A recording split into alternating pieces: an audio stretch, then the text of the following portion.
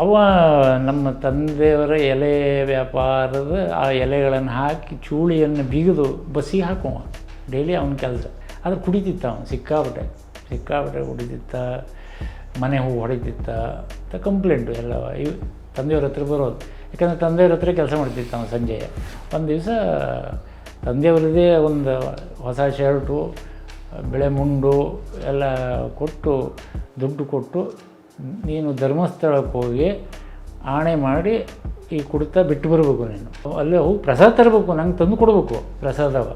ಯಾಕೆಂದ್ರೆ ಹೋಗದೆ ಹೋದರೆ ಹೇಳಿ ಡೌಟ್ ಇವ್ರಿಗೆ, ಹೋಗಿ ಪ್ರಸಾದ ತಗೋಬೇಕು, ಅಲ್ಲಿ ಹೋಗಿ ಬಿಟ್ಟು ಬರಬೇಕು. ಆಯಿತು ಅಂದ. ಇವರು ಅಂಗಡಿಯಲ್ಲೇ ಇದ್ದರು, ಎಲೆ ಸಾರಿಗೆ ಎಲ್ಲ ವ್ಯಾಪಾರ ಅಲ್ಲೇ ಕೂತಿದ್ದರು. ಇವು ಬಸ್ ಇಳಿದ್ರೆ ಆ ಬಿಳಿ ಹಂಗೆಲ್ಲ ಕೆಂಪಾಗ್ಬಿಟ್ಟದೆ. ಇಳಿಬೇಕಾದ್ರೆ ಗೊತ್ತಾಯ್ತು ಇವರಿಗೆ, ಅವನು ಇಳಿಬೇಕಾದ್ರೆ ಕುಡ್ಕೊಂಬಂದ್ಬಿಟ್ಟಿದ್ದಾನೆ ಮತ್ತೆ ಹಿಂದೆ. ಸರಿ ನಿಲ್ಲಿಕ್ಕೆ ಆಗೋದಿಲ್ಲ. ಅದ್ರ ಪ್ರಸಾದ ತಗೊಂಡು ಕೊಟ್ಟ ಮತ್ತೆ. ಅದರ ಮ್ಯೂಸಿಕಲ್ಲಿ ವೆರಿ ಟ್ಯಾಲೆಂಟೆಡ್ ಅವ. ನಮ್ಮ ಎಲ್ಲರ ಇದು ಅವನಿಗೆ ಬಂದ್ಬಿಟ್ಟಿತ್ತು. ಅಂದರೆ ಲಾಸ್ಟ್ ಅಲ್ಲ, ಅಂದರೆ ಕೇಳಿ ಅವನ ಹತ್ರ ದೇವ್ರ ಪೂಜೆ ಮಾಡಿಸಿ ಕೂರಿಸಿದ್ರೆ ಅಲಂಕಾರ, ದೇವ್ರ ಪೂಜೆ ಮುಗಿದ ತನಕ ಅಷ್ಟು ಅಲಂಕಾರ ಹೇಳ್ತಿತ್ತವ.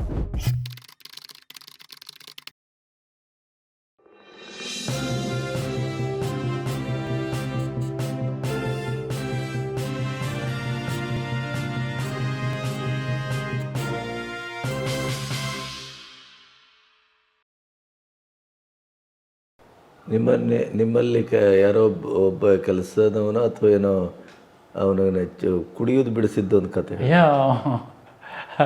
ಅದು ತುಂಬ ಅಂದರೆ ಒಂಥರ ತಮಾಷೆನೂ ಹೌದು ಮೇಲ್ನೋಟಕ್ಕೆ, ಆದರೆ ಒಂದು ಅದ್ಭುತ ಸಂದೇಶ ಇದೆ ಅಲ್ಲಿ. ಅವ ನಮ್ಮ ತಂದೆಯವರ ಎಲೆ ವ್ಯಾಪಾರದ ಆ ಎಲೆಗಳನ್ನು ಹಾಕಿ ಚೂಳಿಯನ್ನು ಬಿಗಿದು ಬಸ್ಸಿಗೆ ಹಾಕುವ ಡೈಲಿ ಅವನ ಕೆಲಸ. ಮತ್ತು ಸದೃಢ ಅಜಾನುಭಾವ, ಗಟ್ಟಿ ಆಳು. ಬಸ್ಸಿಗೆ ಹಾಕಬೇಕು, ಅದೆಲ್ಲ ಆರಾಮ ಮಾಡ್ತಿತ್ತ. ಇಡೀ ಆ ಚೂಳಿ ಎತ್ತು ತಲೆ ಮೇಲಿಟ್ಟು ಒಬ್ಬನೇ ಕ್ವಿಂಟಲ್ ಗಟ್ಟಲೆ ವಜ್ಜೆ ಬರೋ ಚೂಳು ಇದು ಅದು ಮಾಡ್ತಿತ್ತ. ಆದರೆ ಕುಡಿತಿತ್ತ ಅವನು ಸಿಕ್ಕಾಪಟ್ಟೆ ಕುಡಿತಿತ್ತ, ಮನೆ ಹೂ ಹೊಡಿತಿತ್ತ. ಅವಳು ಹೆಂಡತಿ ಒಳ್ಳೆಯ ಗೃಹಿಣಿ ಅವಳು ಪಾಪ, ಹೊಡಿತಿತ್ತ. ಕಂಪ್ಲೇಂಟು ಎಲ್ಲ ತಂದೆಯವ್ರ ಹತ್ರ ಬರೋದು. ಯಾಕಂದರೆ ತಂದೆಯವ್ರ ಹತ್ರ ಕೆಲಸ ಮಾಡ್ತಿತ್ತ ಅವನು ಸಂಜೆ. ತಂದೆಯವ್ರಿಗೆ ಮತ್ತೆ ಇನ್ನೇನು ಕಾಣಲಿಲ್ಲ, ಹೇಳ್ತಿದ್ರು ಅವರೆಲ್ಲ ಮಾಡ್ತಿದ್ರು. ಆದರೂ ಹೌದು ಹೇಳ್ತಿದ್ದ ಮತ್ತು ಮಾಡೋದು ಮಾಡ್ತಿತ್ತ. ಆದರೆ ಒಂದು ದಿವಸ ತಂದೆಯವರದೇ ಒಂದು ಹೊಸ ಶರ್ಟು, ಬೆಳೆ ಮುಂಡು ಎಲ್ಲ ಕೊಟ್ಟು ದುಡ್ಡು ಕೊಟ್ಟು, ನೀನು ಧರ್ಮಸ್ಥಳಕ್ಕೆ ಹೋಗಿ ಆಣೆ ಮಾಡಿ ಈ ಕುಡಿತಾ ಬಿಟ್ಟು ಬರಬೇಕು, ನೀನು ಧರ್ಮಸ್ಥಳಕ್ಕೆ ಹೋಗಿ ಮತ್ತು ಅಲ್ಲೇ ಹೋಗಿ ಪ್ರಸಾದ ತರಬೇಕು, ನಂಗೆ ತಂದು ಕೊಡಬೇಕು ಪ್ರಸಾದವ. ಯಾಕೆಂದ್ರೆ ಹೋಗದೆ ಹೋದರೆ ಹೇಳಿ ಡೌಟ್ ಇವ್ರಿಗೆ, ಹೋಗಿ ಪ್ರಸಾದ ತಗೋಬೇಕು, ಅಲ್ಲಿ ಹೋಗಿ ಬಿಟ್ಟು ಬರಬೇಕು. ಆಯಿತು ಅಂದ. ಇವರು ದುಡ್ಡುಗಳೆಲ್ಲ ಕೊಟ್ಟರು, ಅವನಿಗೆ ಚಂದ ಮಾಡ್ಕೊಂಡು ಹೋದವ. ಹೋಗಿ ಒಂದು 2 ದಿವಸದ ಮೇಲೆ ಇವರು ಅಂಗಡಿಯಲ್ಲೇ ಇದ್ದರು, ಎಲೆ ಸಾರಿಗೆ ಎಲ್ಲ ವ್ಯಾಪಾರ ಅಲ್ಲೇ ಕೂತಿದ್ದರು. ಇವು ಬಸ್ ಇಳಿದ್ರೆ ಆ ಬಿಳಿ ಹಂಗೆಲ್ಲ ಕೆಂಪಾಗ್ಬಿಟ್ಟದೆ.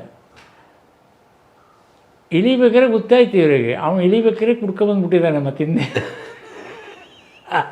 ಸರಿ ನಿಲ್ಲಿಕ್ಕೆ ಆಗೋದಿಲ್ಲ. ಅದ್ರ ಪ್ರಸಾದ ತಗೊಂಡು ಕೊಟ್ಟ ಮತ್ತೆ.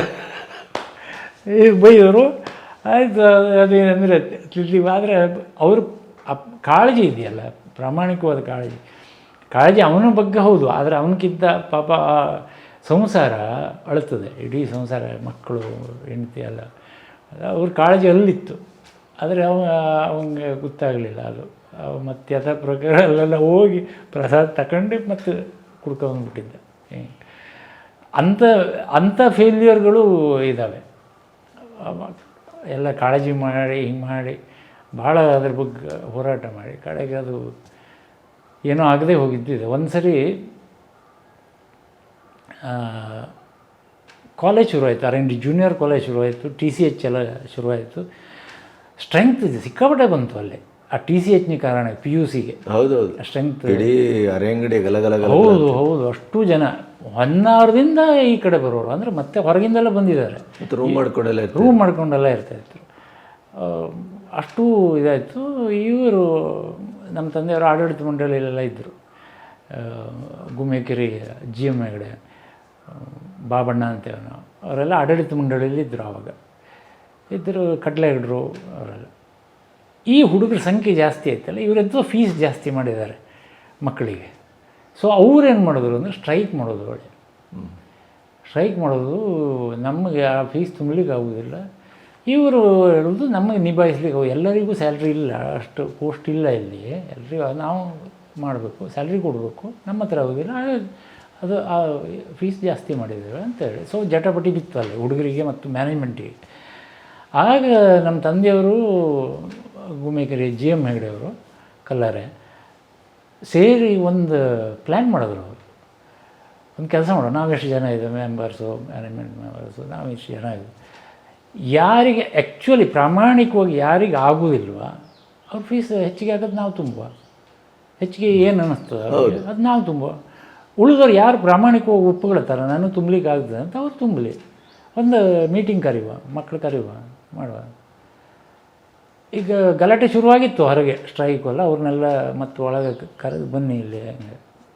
ಇವರು ಹೇಳಿದ್ರು, ಯಾರಿಗೆ ಪ್ರಾಮಾಣಿಕವಾಗಿ ಈ ಫೀಸನ್ನು ತುಂಬಲಿಕ್ಕೆ ಆಗೋದಿಲ್ಲ ದಯವಿಟ್ಟು ಹೇಳಿ, ನೀವು ನಾವು ತುಂಬ್ತೇವೆ ನಿಮ್ಮ ಫೀಸ, ಯಾರಿಗೆ ತುಂಬಲಿಕ್ಕಾಗ್ತದೆ ತುಂಬಿ.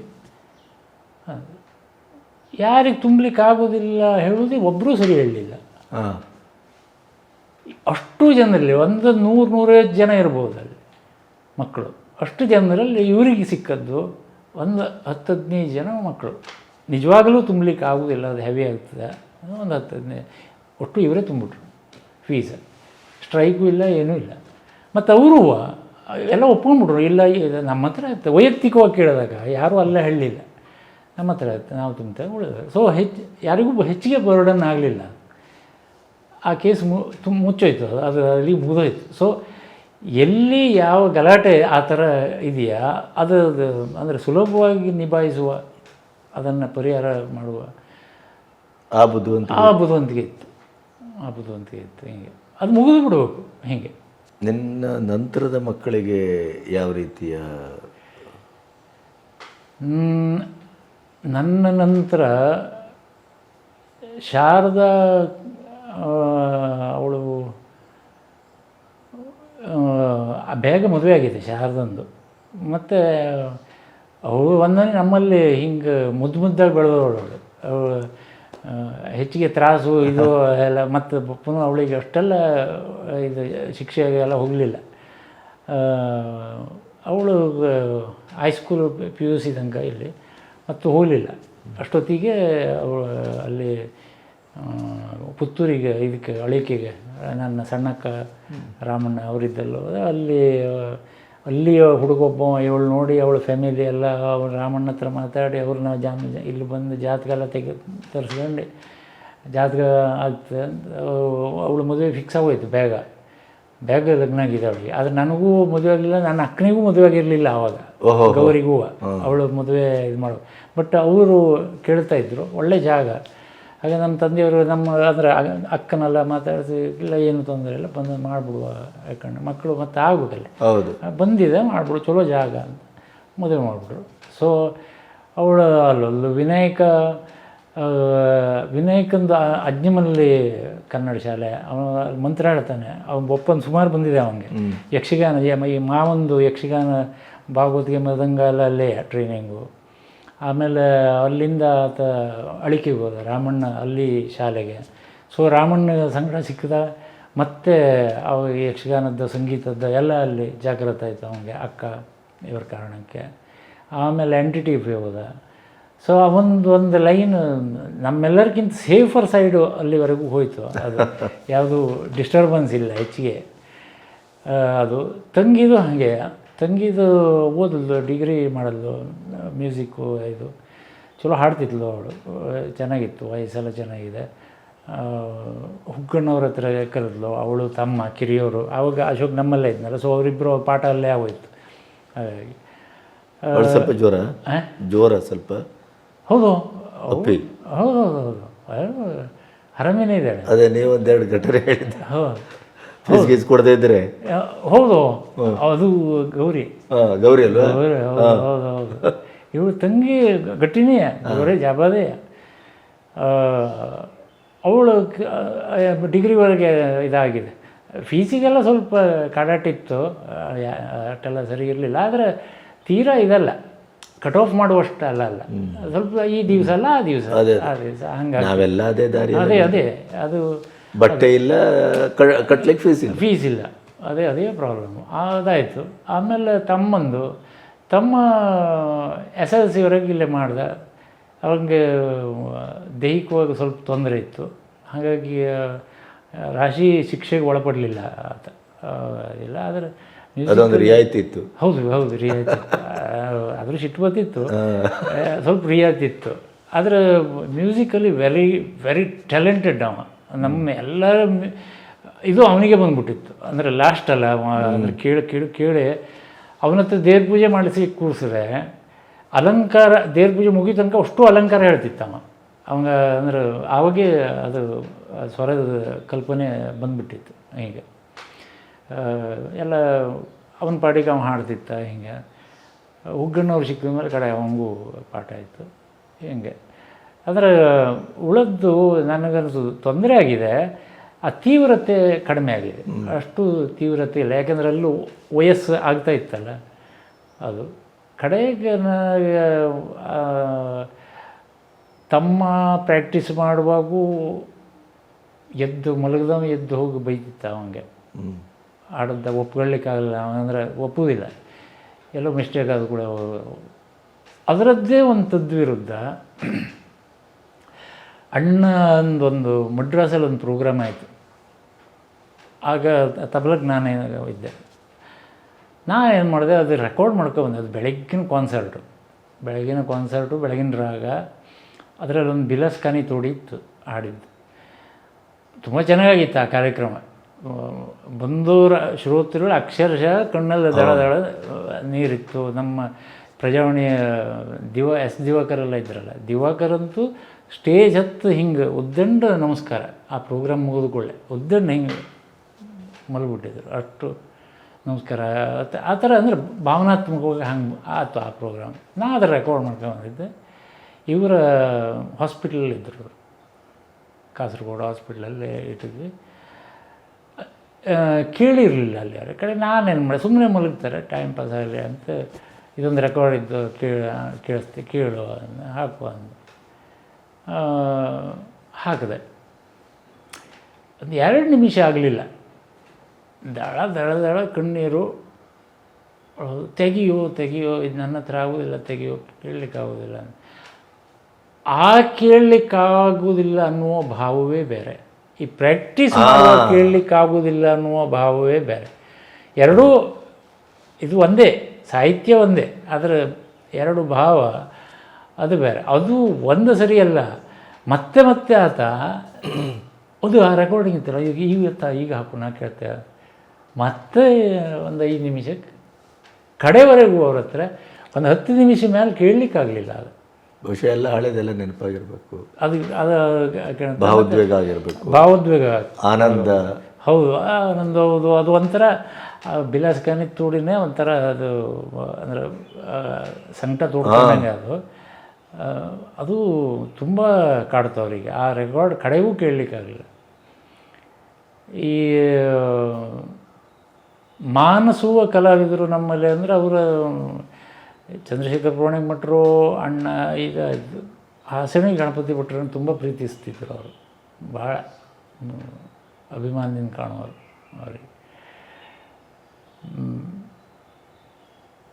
ಆಮೇಲೆ ನಮಗೆ ಆಗ ಅದು ಒಂದು ಸಂಸ್ಕಾರ. ಬೆಳಿಗ್ಗೆ ರೇಡಿಯೋ ಹಚ್ಚಿ, ಬೆಳಿಗ್ಗೆ 7 ಗಂಟೆ ಒಳಗೆ, ಅದು 6:30 ಹಿಂಗೆ ಮರಾಠಿ ಸ್ಟೇಷನ್ ಹತ್ತಿದ್ರು ಅವರು. ಮರಾಠಿ ಅಭಂಗಗಳು, ಭಜನೆ ಎಲ್ಲ. ಆಮೇಲೆ ನಾಟ್ಯ ಗೀತೆಗಳು. ಇದು ನಮಗೆ ಆವಾಗೇ ಕೇಳಿಸಿದ್ದಾರೆ, ಚಲೋ ಕೇಳಿಸಿದ್ದಾರೆ ಅದನ್ನು. ಸರಿ, ನಿಂಗೆ ಇದು ಆಶ್ಚರ್ಯ ಆಗೋದಿಲ್ಲ ಈಗ? ಅಂದರೆ ಈಗ ನೀನು ಒಂದು ಸಂಗೀತದ ಕ್ಷೇತ್ರದಲ್ಲಿ ನಿನ್ನ ಜೀವನದ ಒಂದು ಒಳ್ಳೆಯ ಘಟ್ಟವನ್ನು ಮುಟ್ಟಿ ಈಗ ನೀನು ನಿಧಾನವಾಗಿ ಎಲ್ಲವನ್ನು ನೋಡುವ ಅವಸ್ಥೆಗೆ ಬಂದು ನಿಂತಿದ್ದೀನಿ. ದೈಹಿಕವಾಗಿ ಹೌದು, ಶಾರೀರಿಕವಾಗಿ ಹೌದು, ವಯಸ್ಸಿನ ದೃಷ್ಟಿಯಿಂದ. ಮನಸ್ಸು ಮಾಗಿದ ಹೊತ್ತು ಆ ಇಡೀ ಸಾಮೂಹೀಕರಣಗೊಂಡಂಥ ಸ್ಥಿತಿ, ಬಡತನ ಅನ್ನೋದು, ಸವಾಲುಗಳ ಮುಪ್ಪುರಿಗೊಂಡಂಥ ಜಗತ್ತು. ಈಗ ನಾನು ನೀನು ಬೆಳೆದ ಪರಿಸರ ಅಂದರೆ ಸುಖ ಅನ್ನೋದು ಎಲ್ಲೋ ಒಂದು ಓಯಾಸಿಸ್ನಾಗಿ ಕಾಣೋದು. ಹೌದು ಎಲ್ಲೋ ಕೆಲವರು ಮಾತ್ರ ಹೌದು. ರಾಗಿ ಗಂಜಿ ಉಂಡ್ರೆ ಬಡವರು. ಅಲ್ಲ ಅದು ನಮಗೆಲ್ಲ ಬೇರೆ ಜನರಿಗೆ ಹೇಳೋ ಲೆಕ್ಕ ಯಾಕಂದ್ರೆ ನಮಗೆ ಬರುವುದಿಲ್ಲ ಅನ್ನೋ. ಹೌದು. ಆಮೇಲೆ ಕೊಚ್ಚಕಕ್ಕಿ ಊಟ ಮಾಡೋರೆಲ್ಲ ಬಡವರು. ಹೌದೌದೌದು. ಚಪ್ಪೆ ಚಾ ಕುಡಿಯೋರು ಬಡತನ, ಶ್ರೀಮಂತರೆಲ್ಲ ಸಿಹಿ ಚಾ ಕುಡಿಯೋರು, ಈ ಥರ.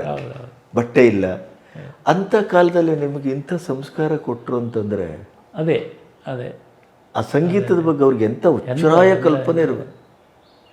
ನಮಗೆ ಈ ಫಿಲ್ಮ್ ಸಾಂಗ್ ಎಲ್ಲ ಇಲ್ಲಾಗಿತ್ತು. ಕೇಳಿದ್ರೆ ಕ್ಲಾಸಿಕಲ್ಲು, ಅದು ಬಿಟ್ಟರೆ ಭಜನ್ಸು. ಮರಾಠಿ ಕೇಳಿಸ್ತಿದ್ರು ಅವರು. ಅಷ್ಟು ಮರಾಠಿ ಹಾಡುಗಳು ಬೆಳಗ್ಗೆ ಎಲ್ಲ ರಂಗಸಂಗೀತ ಎಲ್ಲ ಹೌದು, ನಾಟಿಗೀತ ಎಲ್ಲರಿಗೂ ನಮಗೆ ನಮ್ಮ ಬುದ್ಧಿ ಬರೋದ್ರೊಳಗೆ ವಸಂತರಾವ್ ದೇಶಪಾಂಡೆ, ಜಿತೇಂದ್ರ ಅಭಿಷೇಕ್, ರಾಮ್ ಮರಾಠಿ ಅವ್ರ ಹೆಸರಲ್ಲಿ ನಮಗೆ ಆಮೇಲೆ ಹಾಕಿ ಅವ್ರ ಹೆಸರು ಹೇಳಿ ಅಂತ ಹೇಳ್ತಿದ್ರು. ಹೌದು ಹೌದು. ಇದು ಯಾರು ಹಾಡೋದು? ಹೌದು ಹೌದು. ಇದು ಹಾಡೋದು ಯಾರು, ಯಾವ ರಾಗ, ಯಾವ ತಾಳ ಹೇಳಬೇಕು ನಾವು. ಹೀಗೆ ಅಲಕ್ಷ್ಯ ಮಾಡುವಂಗಿಲ್ಲ. ಮತ್ತು ಅವಾಗೇ ಕೇಳಿಸಿದ್ದಾರೆ. ಸೊ ನನಗೆ ಎಷ್ಟೋ ಸರಿ ಅನಿಸೋದು ಅದೆಲ್ಲದೂ ಈಗ ನನ್ನ ನುಡಿಸುವಿಕೆಯಲ್ಲಿ ಕೊಡುಗೆ ಇದೆ, ಆ ಕೊಡುಗೆ ಇದೆ ಹೀಗೆ ಅನಿಸೋದು. ಯಾಕೆಂದರೆ ಈಗ ಕುಮಾರ ಗಂಧರ್ವರ ಒಂದು ಗಾಯನ ಕೇಳಿದ್ರೆ, ಅವರ ಹಾಡಿಗೆ ಆ ಸಾತನ್ನು ಕೇಳಿದ್ರೆ, ಆ ಹಾಡು ಮತ್ತು ಆ ತಬಲಾ ಸಾತನ್ನು ಕೇಳಿದ್ರೆ ಅಷ್ಟು ಪರ್ಫೆಕ್ಟ್ ಮ್ಯಾಚಿಂಗ್ ಅನ್ನಿಸ್ತದೆ ನಮಗೆ. ಬೇರೆ ಯಾವುದೇ ಥರ ಟೀಕಾ ಹಿಂಗೆ ಬಾರಿಸಿದ್ರು ಅಷ್ಟು ಮ್ಯಾಚ್ ಅಂತ ಅನಿಸೋದಿಲ್ಲ. ಆದರೆ ಆವಾಗೇ ಅದು ಕೇಳಿಸೋದಕ್ಕೆ ಅದು ನಮಗೀಗ ಹಾಡು ಕೇಳಿದ ಕೂಡ ಅದೇ ಟೀಕಾ ಬರ್ತದೆ. ಹಾಗೆ ಕರೆಕ್ಟು. ಹೀಗೆ ಅಷ್ಟು ಇನ್ಫ್ಲೂಯೆನ್ಸ್ ನಮಗೆ ಅದು. ಮತ್ತು ಒಂಥರ ನಿಮ್ಮನ್ನು ಸಂಗೀತದ ಆ ಇಡೀ ವಾತಾವರಣದಲ್ಲಿ ಬೆಳೆಸಿದ ಒಂದು ಹೌದು, ದೊಡ್ಡ ಸಂಗತಿ ಅದು, ದೊಡ್ಡ ಸಂಗತಿ ನಮ್ಮಲ್ಲಿ. ಮತ್ತು ಅಂತೂ ಎಲ್ಲೋ ಒಂದು ಸರಿ ಏನೋ ದೊಡ್ಡ ರೇಡಿಯೋ ತಂದರು. ಆದರೆ ಅಂಥ ರೇಡಿಯೋ ಈಗ ನಮಗೆ ಡಗ್ಗೆಲ್ಲ ಕೇಳುವುದಿಲ್ಲ ಎಲ್ಲ ರೇಡಿಯೋದಲ್ಲೂ. ಆದರೆ ಒಂದು ಸರಿ ಅದು ತಂದರು, ಆ ದೊಡ್ಡ ರೇಡಿಯೋ, ಅದೊಂದು ವಾಲು ರೇಡಿಯೋ, ಅದರಲ್ಲಿ ಕೇಳ್ತಿತ್ತು. ಹೌದು, ಡಗ್ಗ ಅಲ್ಲ, ಅದರಲ್ಲಿ ಕೇಳ್ತಿತ್ತು. ಇಲ್ಲಾಂದರೆ ಸಣ್ಣ ರೇಡಿಯೋನೇ ಆಗಿತ್ತು.